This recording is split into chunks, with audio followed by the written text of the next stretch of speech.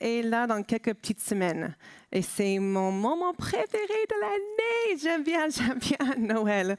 Même s'il fait nuit super tôt, jusqu'à tard le lendemain matin, même s'il fait un peu froid, et encore le froid, ça ne me dérange pas tant que ça, et même s'il y a un peu de pression, un peu de stress dans ce moment de l'année avec tout ce qu'il y a à faire, j'aime pas avoir trop de choses, j'aime bien faire les choses simples et ne pas me prendre la tête avec plein de trucs, plein de détails à préparer. Mais il y a des choses sympas, des choses un peu moins sympas, mais malgré tout ça, j'aime ce moment de l'année, c'est mon moment préféré parce que ce que j'aime à Noël, j'aime l'histoire de Noël. J'aime l'histoire de Noël. C'est la raison pour laquelle nous faisons tout ce que nous faisons dans ces ans, même les moments stressants. C'est à cause grâce à cette histoire.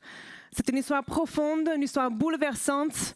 Et cette histoire, en effet, a bouleversé toute l'histoire de l'humanité au point où, sur tous les continents habitables sur cette terre, il y a des millions et des millions de personnes qui fêtent Noël. Ce n'est pas localisé dans un ou deux continents. Partout, dans le monde entier, les personnes fêtent Noël. Jusqu'à des milliards de personnes sur toute la terre fêtent Noël. C'est tellement répandu sur la terre que même des personnes qui ne connaissent même pas l'histoire, ils ne savent même pas pourquoi, ils ne connaissent pas Dieu, mais ils fêtent Noël tellement c'est installé partout. Je ne sais pas si c'est bien ou pas bien, mais en tout cas, les gens, plein de personnes fêtent Noël. Ce qui me touche plus dans cette histoire, c'est tous les ans, on revient. Je suis émue en chantant des chansons, en célébrant la venue de notre Sauveur. Ce que j'aime le plus dans cette histoire, c'est qu'à Noël, c'est l'histoire de Dieu qui vient au secours de son peuple. C'est le résumé de toute l'histoire de Noël. Il vient au secours de nous pour sauver l'humanité. Noël, c'est l'histoire de Dieu qui combat pour nous. Ce combat, c'est un combat pour la vie. La vie en abondance que Dieu avait prévu pour nous à la base. Ce combat est quelque chose qui a mené, mais qui était perdu, cette vie perdue dans le jardin d'Éden, et la venue de Jésus parmi nous, c'est le moment le plus important dans toute l'histoire du monde. Parce que c'est le moment où Dieu a voulu ramener la vie là où la mort avait pris place. Et tout ce qui se passait avant la venue de Jésus est une préparation pour sa venue. Et tout ce qui se passe maintenant depuis sa venue, c'est la continuité de son ministère à travers ses disciples, à travers son Église, à travers nous, comme dans les moments comme Noël couleur, pour continuer à instaurer son royaume et restaurer la vie profonde et abondante qui était perdue dans le jardin d'Éden. Ce royaume est bâti sur la personne de Jésus. Et je voudrais aujourd'hui qu'on puisse prendre un moment de proclamation autour de cette puissance, de cette histoire. On va ensemble proclamer la puissance de cette histoire. On va faire ça à la fin. Donc du coup, on va retracer l'histoire de Noël ce matin. Et l'histoire de Noël commence bien avant, même bien avant Marie et Joseph. En Genèse, quand Adam et Ève ont désobéi à Dieu, quand ils ont mangé le fruit du seul arbre, un seul arbre, il ne fallait pas manger, ils ont mangé le fruit de ce seul arbre, il ne fallait pas manger le fruit. C'est comme si la création si parfaite à la base a été tout gâchée. Le péché est entré dans le monde ainsi que la mort, et avec tout ça, l'égoïsme, l'insécurité, la violence, la destruction, tout ce qui est à l'opposé de la paix et la vie, tout ce qu'on voudrait, tout ce qu'on aspire à vivre dans cette vie. Juste après que Dieu confronte Adam et Ève sur leur désobéissance et les conséquences de leurs actes, il dit, nous lisons en Genèse 3, verset 22, Dieu dit « Voici que l'homme est devenu comme l'un de nous, pour le choix entre le bien et le mal. Maintenant, il ne faut pas qu'il tende la main pour cueillir aussi du fruit de l'arbre de la vie, qu'il en mange et qu'il vive éternellement. » Certains théologiens disent que Adam et Ève, par le fruit de l'arbre de la vie, ils étaient faits pour vivre éternellement dans le jardin. Mais une fois qu'ils ont désobéi et désobéi à Dieu et que le péché est entré dans leur cœur, la mort est entrée aussi dans le cœur. À ce moment-là, la mort était comme une protection pour qu'ils ne vivent pas éternellement dans leur état de douleur et de péché. Mais dans tous les cas, pour leur protection, l'accès à l'arbre de la vie a été barré pour qu'ils ne puissent plus vivre éternellement. Mais juste avant ça, dans le verset 21, dans ce même chapitre, nous voyons un petit indice du plan de secours de Dieu pour ses enfants. Et l'histoire de Noël commence ici, dans le jardin d'Éden. On lit verset 21, « L'Éternel Dieu fit à Adam et à sa femme des vêtements de peau pour les habiller. » Vous dites, mais quoi le lieu entre ces vêtements et Noël? C'était peut-être le premier cadeau de Noël, des vêtements, on aime tous recevoir des vêtements à Noël. Non. Pour faire des vêtements de peau pour Adam et Ève, bien évidemment, il fallait de la peau d'animal. Donc pour ça, un animal a dû mourir. On ne sait pas quel type d'animal Dieu a utilisé. Peut-être un agneau? On ne sait pas.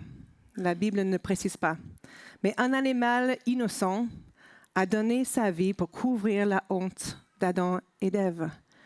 Ça vous fait penser à quoi? Oui. Ou plus précisément, ça vous fait penser à qui? À Jésus. À Jésus. Dès le jardin d'Éden, à travers un simple geste, Dieu annonce le plan de secours, le plan de rédemption qui était déjà en place. Parce que des milliers d'années plus tard, l'agneau de Dieu donnerait sa vie pour couvrir notre honte et même mieux pour effacer notre honte. Dieu va restaurer cette vie parfaite, cette vie en abondance qu'il avait prévue pour ses enfants, mais qui était perdue dans le jardin d'Éden. Noël et tout ce qui précède Noël dans l'histoire nous montre un Dieu qui combat pour son peuple, pour amener la vie à triompher sur la mort. Tous les ans à Noël, nous lisons ces paroles du prophète Ésaïe qui annonçait la venue de ce sauveur, de ce Messie.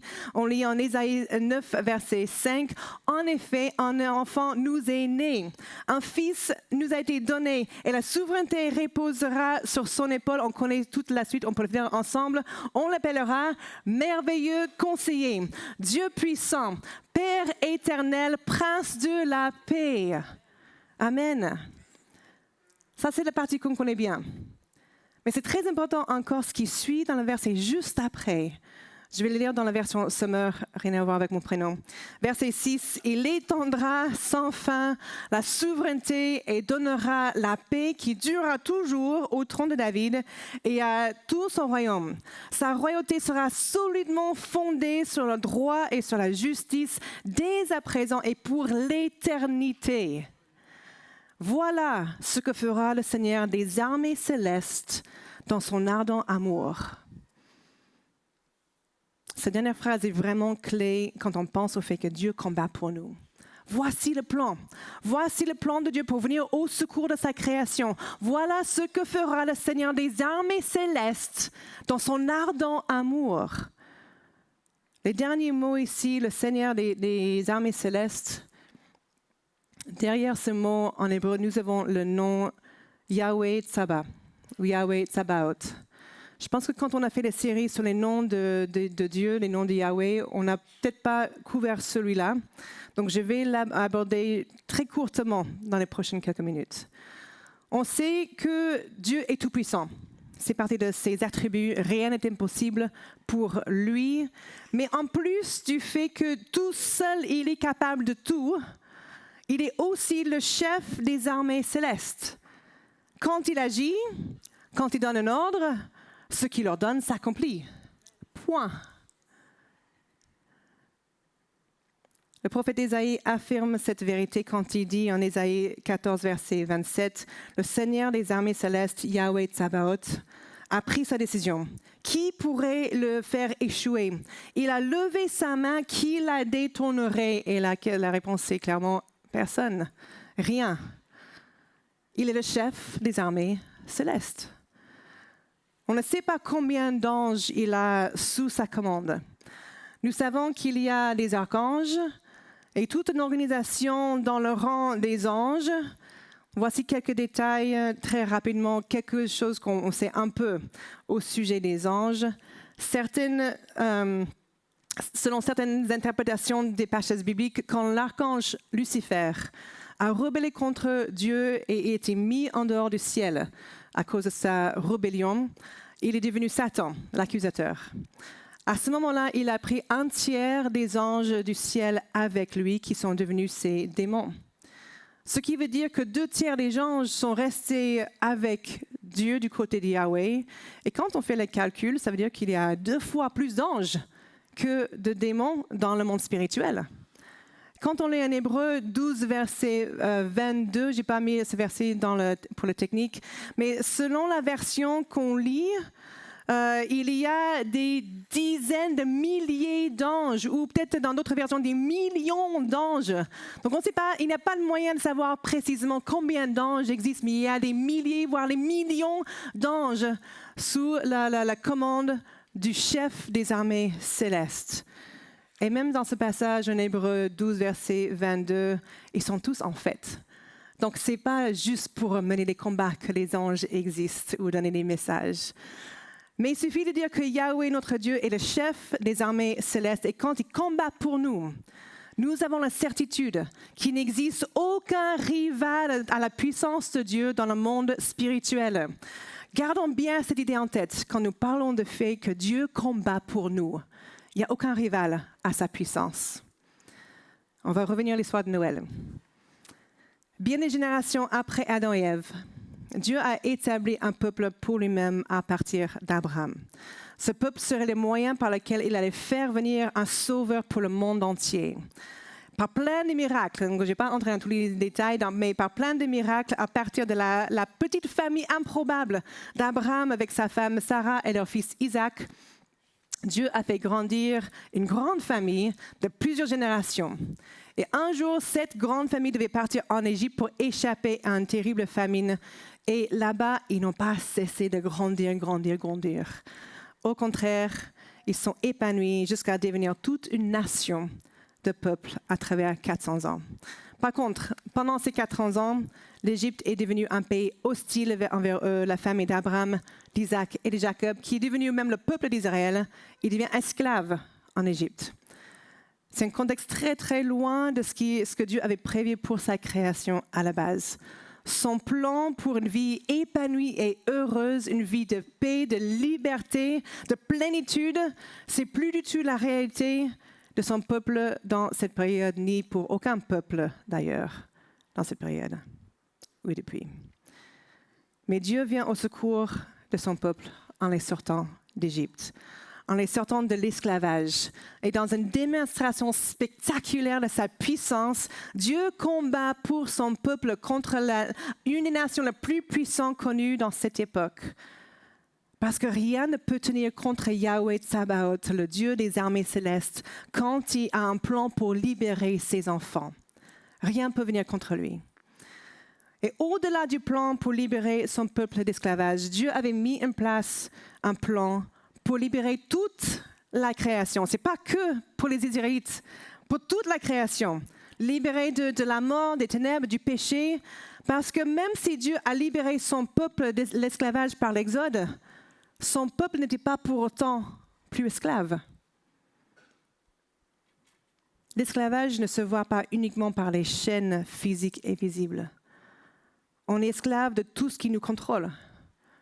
Et dès la désobéissance du jardin d'Éden, le péché est entré dans le cœur de l'être humain. Et malheureusement, depuis ce moment-là, l'être humain n'est plus libre. Donc le combat pour la vie et la liberté a continué. Quand Israël était en Égypte, Dieu a envoyé un libérateur, Moïse, pour les sortir de l'esclavage. Mais il fallait encore un autre libérateur. Il fallait quelqu'un de plus puissant pour les libérer au-delà de l'Égypte, d'un esclavage qui était encore plus profond, l'esclavage de la mort et du péché. Dieu annonce par le prophète Ésaïe la venue de ce libérateur. Le plan est en place. Nous lisons Ésaïe 9, verset 1. Le peuple qui vivait dans les ténèbres verra briller une grande lumière. La lumière resplendira sur ceux qui habitaient le pays dominé par d'épaisses ténèbres. Et juste quelques versets plus tard, nous lisons le passage que j'avais lu avant, qui annonce le plan de secours. Ce passage qu'on connaît tellement bien, car pour nous, un enfant est né. Il y avait ce terrain sous des ténèbres épaisses et lourdes. Et pour nous, la réponse, pour nous, un enfant est né. Un fils nous est donné et il exaucera l'autorité royale. Il sera appelé merveilleux conseiller, Dieu fort, Père à jamais, le prince de la paix. Il étendra sans fin sa royauté et donnera la paix qui durera toujours au trône de David et à tout son royaume. Sa royauté sera solidement fondée sur le droit, sur la justice, dès à présent et pour l'éternité. Voilà ce que fera le Seigneur des armées célestes dans son ardent amour. C'est l'amour ardent de Yahweh qui a motivé ce plan de secours. Et encore plus de 700 ans après cette prophétie, quand Jésus est né, nous lisons ce passage dans l'évangile de Jean. Jean 1, verset 4, ça parle de Jésus. Il dit « En lui résidait la vie.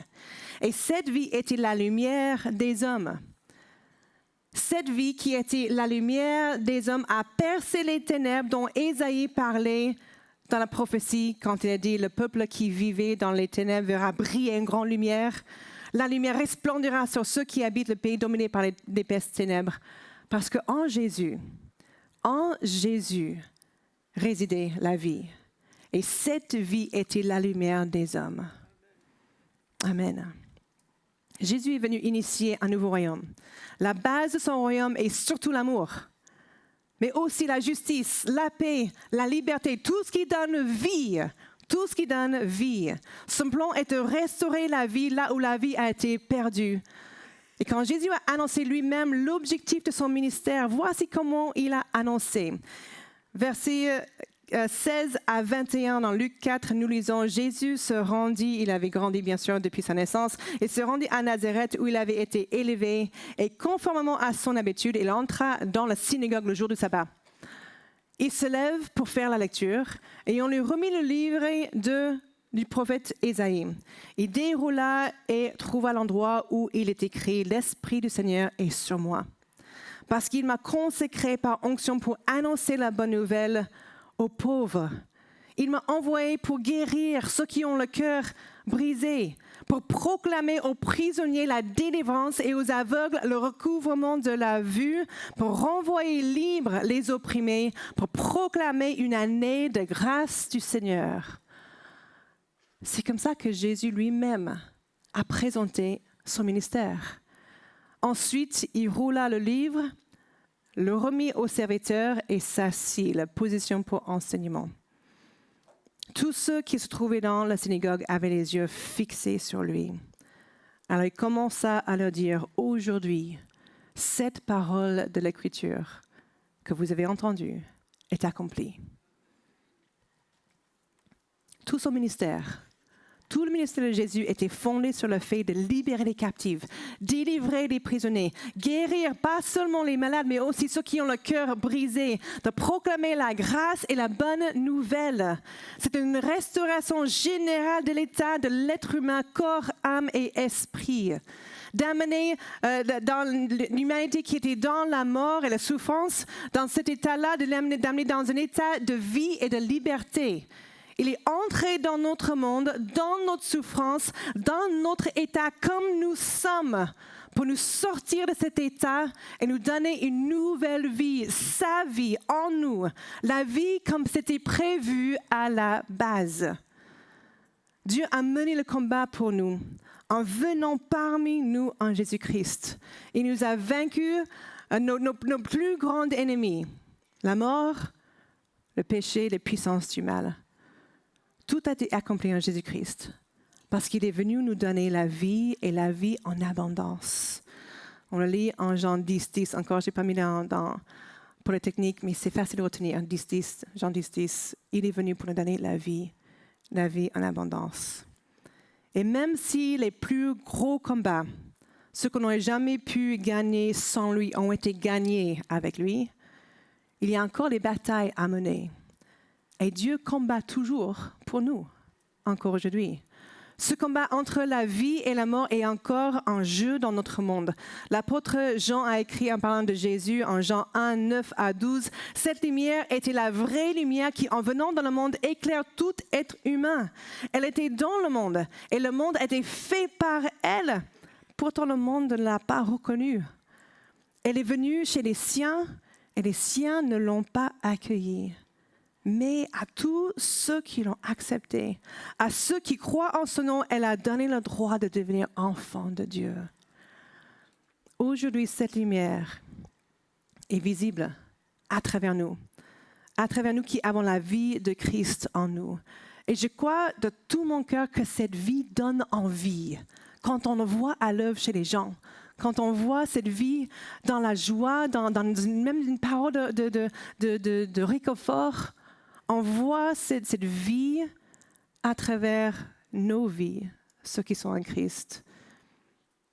Elle est visible. Et cette vie interpelle les gens encore aujourd'hui autour de nous. C'était mon cas quand j'étais ado.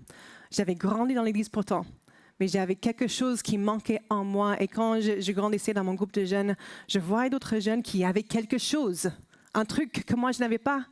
Et je voyais de semaine en semaine. Et puis après un moment, je me dis, mais j'ai envie d'avoir ce qu'ils ont.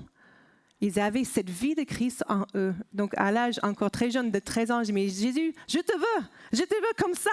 Parce que je vois une vie et ça me donne envie. J'ai envie de vivre ce qu'ils ont vécu aussi. Et c'était le début de mon marche de foi avec Jésus. Cette semaine, j'ai entendu un témoignage d'un homme qui s'appelle Lee Strobel. Il raconte un peu la même chose, mais à sa façon, dans son petit cheminement aussi en Christ. C'est un homme qui était connu d'être athée. Et avec les témoignages de plusieurs personnes, dont sa femme, mais aussi d'autres personnes, il était interpellé encore et encore et encore. Jusqu'à ce qu'il donne sa vie à Christ, il a écrit quelques livres qui sont notés sur l'écran. Mais voici un peu de son histoire. Jeune athée, il était journaliste débutant à Chicago, je ne sais même pas, dans les années 70 ou 80, un truc comme ça. Et pour son premier projet, dans ce nouveau travail, il devait faire des reportages sur les familles les plus démunies, défavorisées à Chicago, dans les semaines juste avant Noël. Donc tous les jours, il était chez les gens, les uns les autres, dans les quartiers défavorisés pour avoir leurs histoires. Et tous les jours, pendant 30 jours avant Noël, il a posté, c'est-à-dire il a écrit, été publié ces histoires de ces familles. Donc, une des premières familles qu'il a visitées, c'était un foyer avec une grand-mère, une femme qui était une grand-mère avec ses deux petites filles qui étaient ados. Elle, la dame, elle avait 60 ans, elle avait l'arthrite, elle ne pouvait pas travailler. Et bien sûr, là-bas, ce n'est pas la France. Quand on ne travaille pas, on n'a pas d'argent. Il y a très peu d'aide de l'État pour les personnes et les familles en précarité. Donc, Lee, il décrit ce qu'il voit quand il arrive chez ces femmes. Et il dit, mais l'appartement, c'était en mauvais état, un minuscule petit appartement, en très mauvais état, en train de tomber en miettes, limite. C'était très éparse, avec quasiment rien dedans, presque vide, pas de meubles, même dans les placards, presque pas de nourriture. Le jour où il a visité, il y avait juste une tasse avec du riz dedans pour leur nourriture pour la journée. Même pas de vêtements dans les placards. Les deux filles, elles avaient un pull à partager entre les deux. Donc, un fois à ton tour, un fois à mon tour.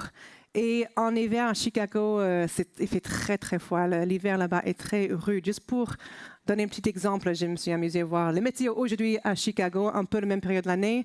Aujourd'hui, le maximum température, c'est 0. Le minimum, moins 8. Demain, la température maximum, moins 4. Pour le minimum, moins 6. Il neige. J'ai vu même plus tard dans la semaine, maximum, moins 8, minimum, moins 15. Donc ça, c'est juste la température sans le vent, bien sûr. Donc il fait très, très froid. Imaginez ces deux filles avec un pull entre les deux. Ça donne une petite image. Il était tellement touché par l'état dans lequel il vivait que quand il a écrit cet article sur cette famille, il a posé aussi leur adresse, au cas où que quelqu'un quelque part voudrait faire un geste sympa pour les aider. Les semaines passent. L'article est posté le jour de Thanksgiving, donc c'était fin novembre. Les semaines passent, on arrive 24 décembre, la veille de Noël.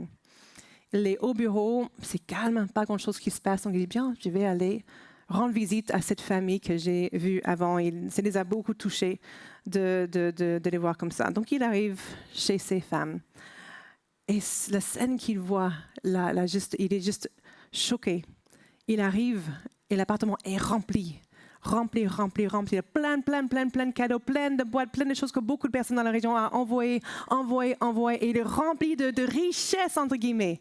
Les femmes n'ont jamais eu autant d'affaires. Il arrive à me dire, c'est incroyable, qu'est-ce qui s'est passé? Donc il dit, mais c'est grâce à ton article, les gens, ils ont donné. Mais ce qui est le plus choqué, au-delà de l'abondance qui était envoyée pour ces femmes, c'est le fait qu'ils étaient en train de tout mettre en carton pour redonner, redistribuer à des personnes autour d'elles. Il était un peu perturbé de voir ce que faisaient ces femmes. Donc il leur demande, mais qu'est-ce que vous faites? Avec tous ces jolis cadeaux, vous allez juste les donner comme ça? Pourquoi vous faites ça? Et la Madame Delgado a dit, mais on ne peut pas accepter toute cette abondance alors que nos voisins, ils n'ont rien. C'est ce que Jésus voudrait qu'on fasse. Il est choqué. Il est choqué parce qu'il voit. Il demande, mais tu n'es pas touché de voir toutes ces affaires, mais surpris de voir toute générosité. Comment tu peux tout donner comme ça? Tout ce que les autres ont fait pour vous et puis vous donner autour. Il est tellement surpris, et la dame a dit, mais oui, c'est impressionnant de voir ce que les autres ont fait pour nous. On est tellement touchés, c'est vraiment, vraiment merveilleux, un vrai cadeau de Dieu pour nous. Mais ce n'est pas le meilleur cadeau de Dieu. Le meilleur cadeau, c'est demain, quand Jésus est né. Parce que Dieu a donné le meilleur cadeau qu'on a pu recevoir, c'est la naissance de Jésus. Amen, amen, une vérité qui est sortie. Mais là, Lee Strobel est confronté. Il ne sait plus où se mettre. Lui, un athée, il a tout ce dont il a besoin, un bon travail, une bonne situation dans un journal réputé, dans une grande ville. Il est assez jeune, donc il pourrait presque dire jeune, il a réussi sa vie. Il peut dire qu'il a tout ce dont il a besoin pour chez lui, mais il a dit qu'à l'intérieur de lui, c'était vide, comme l'appartement de cette femme avant qu'elle reçoive toutes ces choses. Il a vu quelque chose chez des femmes qui n'avaient pas, malgré leur pauvreté, malgré ses richesses. Il dit ce jour-là, il enviait ces femmes parce qu'elles avaient quelque chose que lui, il n'avait pas. Il dit, à leur place, j'aurais tout gardé pour moi. Mais elles, en retour, elles donnent autour d'elles. Il a voyé clairement quelque chose qui animait ces femmes, quelque chose, ou plutôt quelqu'un, que lui, il n'avait pas. Et à ce moment-là, il voulait connaître cette personne. Il a continué à cheminer et dans le temps, il a donné sa vie à Christ. Il y a même un film qui est écrit sur son histoire. Quand Dieu combat pour nous, c'est parfois directement par une intervention divine de sa part. Et parfois, c'est par une révélation de sa vie et son amour à travers nous envers des personnes qui ne le connaissent pas encore. Parce que ce jour-là, Dieu est venu au secours de Lee Strobel, de sa condition, de son état, perdu sans lui. Malgré le fait qu'il avait tout plein de choses, il n'avait pas la seule chose qui comptait le plus. Et Dieu est venu au secours de cet homme. Jésus a donné ce nouveau commandement quand il est sur cette terre. Juste avant sa mort, avant de donner sa vie pour nous, il a donné ce commandement à ses disciples. Il dit en Jean 13, 34 à 35, « Je vous donne un commandement nouveau.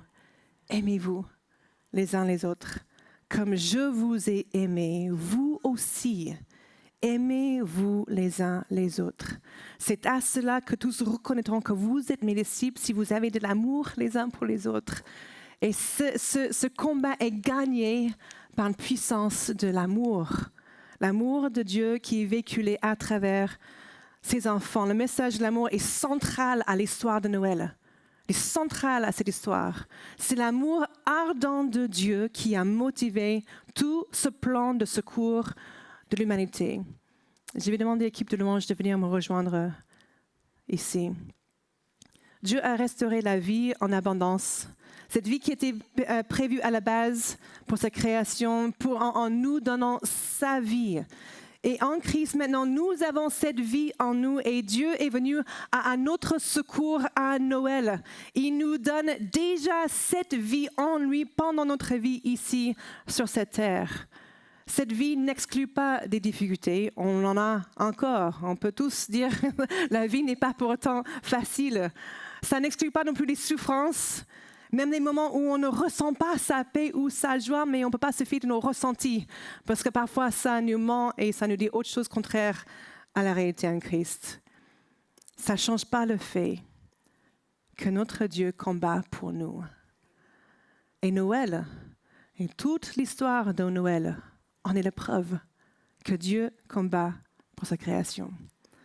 Même si nous vivons dans un monde rempli de souffrances et de douleurs, et que parfois nos vies sont aussi touchées par ces souffrances et cette douleur, avec la vie de Christ en nous, nous pouvons avoir une autre perspective quand on traverse ces moments et aussi apporter l'espoir envers d'autres personnes qui ne connaissent pas encore Christ. Et je voudrais maintenant qu'on puisse proclamer ensemble qu'à Noël, on révèle que Dieu combat pour nous. Dieu combat pour nous dans sa présence dans nos vies. Il combat pour nous quand il agit même à travers nous envers d'autres personnes. Je vais vous demander de vous lever avec moi. Quand le peuple de Dieu était esclave en Égypte, Dieu a envoyé un libérateur dans la personne de Moïse. Mais il savait que plus tard, il allait envoyer encore un autre libérateur bien plus puissant, bien plus marquant par sa vie et par son œuvre. Et nous sommes ici aujourd'hui grâce à ce libérateur qui a agi à notre place quand il est venu parmi nous. Et aujourd'hui, on a encore des combats, encore des choses à mener, les batailles à gagner. Mais même avec ces batailles qui sont à gagner, on peut savoir avec certitude, avec clarté dans nos cœurs, que Dieu combat pour nous. Sa puissance n'a pas de rival. Ça ne veut pas dire que tout est facile et rapide. Mais dans ces moments de combat, il se révèle à nous. Il nous remplit de sa puissance. Il nous remplit de cette espérance que nous ne sommes pas seuls. Et si jamais tu es ici aujourd'hui, tu ne connais pas cette vie de Christ, tu peux aujourd'hui simplement très simplement dire « Jésus, je te veux. Je veux te connaître. Je veux avoir cette vie en moi. » Et pendant qu'on va chanter ce chant, tu peux juste dire très simplement à Dieu « Jésus, je veux te connaître comme ça. » Nous allons proclamer à travers ce chant la puissance de Dieu qui se révèle, qui vient à notre place, qui vient dans notre situation et qui vient nous libérer de tout ce qui peut nous rendre esclaves. Il a déjà fait dans le passé, il fait encore aujourd'hui et sa puissance n'est pas limitée. Donc je vais prier et pendant qu'on chante, je vous invite aussi à votre place de prier, de mettre devant Dieu les choses qui semblent, ok Seigneur, ça c'est une situation, je te mets devant toi parce que c'est trop grand pour moi. Je sais que tu es capable de tout faire. Donc je mets cette situation entre tes mains, Seigneur, je te fais confiance parce que je sais que tu peux agir, tu vas agir. Tu es un Dieu de vie, un Dieu de liberté et tu viens à mon secours par ton amour. Seigneur Jésus, maintenant je prie pour ces instants. Je prie que lorsque nous nous mettons devant toi, Seigneur, pour proclamer que tu combats pour nous, que ta puissance dépasse toutes choses, Seigneur, qu'on puisse se positionner dans la foi. Tu sais exactement les choses qui nous confrontent depuis peut-être déjà longtemps ou depuis peu, Seigneur. Mais je prie qu'aujourd'hui, lorsque nous proclamons que tu combats pour nous, Seigneur, que nous puissions garder nos yeux fixés sur toi pour voir et s'attendre à toi dans les choses que tu veux accomplir, peut-être même juste dans le cœur, dans notre propre cœur, et que ça puisse être reflété vers d'autres personnes par la suite, Seigneur. Révèle-toi pendant que nous proclamons ces paroles. Je prie au nom de Jésus.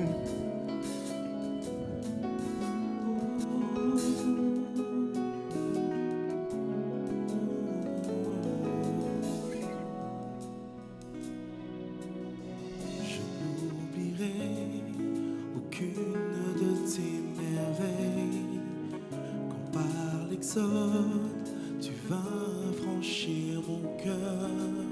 Tu m'as trouvé, libéré, ouvert la mer pour me délivrer. Oh Yahweh, Seigneur, tu combats pour moi. Dieu, la victoire est en toi. Alléluia, Alléluia. Tu as déchiré la mer et m'as guidé au travers. Alléluia, Alléluia.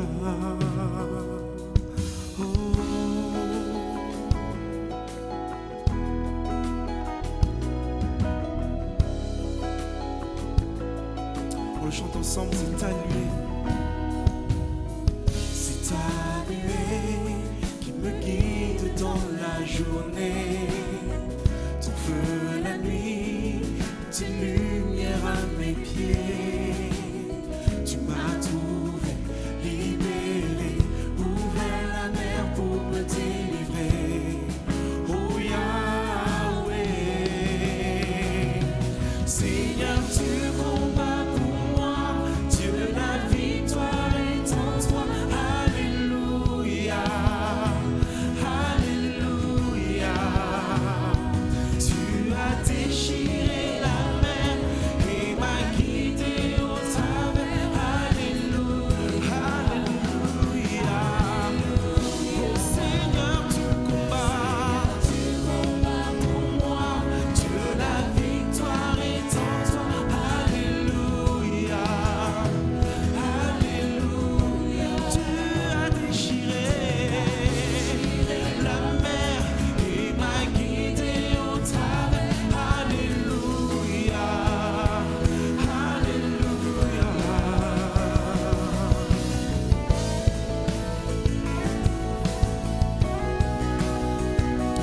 Merci Seigneur parce que Dieu de ton trône tu viens jusqu'à nous pour combattre pour nos propres combats Seigneur. Merci parce que tu ne nous abandonnes pas. Voilà pourquoi nous voulons déclarer tu vins dans mon Égypte Seigneur. Oh, on le déclare ensemble l'église. Dieu, tu vins dans mon Égypte, tu me pris par la main, me guida vers la liberté, dans le pays promis. Jamais je ne t'oublierai Dieu, ton nom je chanterai, la mort a jamais emporté par l'ardeur. Dieu, tu vins dans mon Égypte, tu me pris par la main, me guida vers la liberté, dans le pays promis. Jamais je ne t'oublierai Dieu, ton nom je chanterai, la mort a jamais emporté. Seigneur, tu combats pour moi. Dieu, la victoire est en toi. Alléluia, Alléluia. Tu as déchiré la mer et m'as guidé au travers. Alléluia. Oh Seigneur, tu combats pour moi. Dieu, la victoire est en toi. Alléluia, Alléluia, Alléluia. Tu as déchiré la mer et m'as guidé au travers. Alléluia, Alléluia. Noël est bien plus qu'une histoire d'un petit bébé qui a été mis dans un mangeoire parce qu'il n'y avait pas d'autre place pour lui là où il était né. Noël est l'histoire d'un Dieu qui combat pour nous. C'est bien plus au-delà de ce qu'on pense. C'est pas juste une gentille histoire d'un petit bébé qui est arrivé ici. C'est dans les conditions déplorables que Jésus est venu pour être parmi nous, pour être avec son peuple qu'il aimait tant, pour révéler je suis avec vous et je vous aime et je vais vous amener jusqu'au bout. Vous ne connaissez pas l'esclavage. Vous soyez libres et dans cette liberté, dans cette vie qu'il nous donne, nous pouvons proclamer cette liberté que nous avons. On va proclamer la liberté dans vos situations. Si vous savez quelque chose chose, une situation, un contexte. Tu dis, Seigneur, je veux proclamer ta vie et ta liberté dans cette situation. On va continuer à chanter et proclamer sur cette situation la puissance de Dieu, la vie de Dieu, la liberté en Christ qui change tout et qui ouvre tout chemin. On va proclamer encore. Oh, Ah, Dieu. Seigneur, tu combats.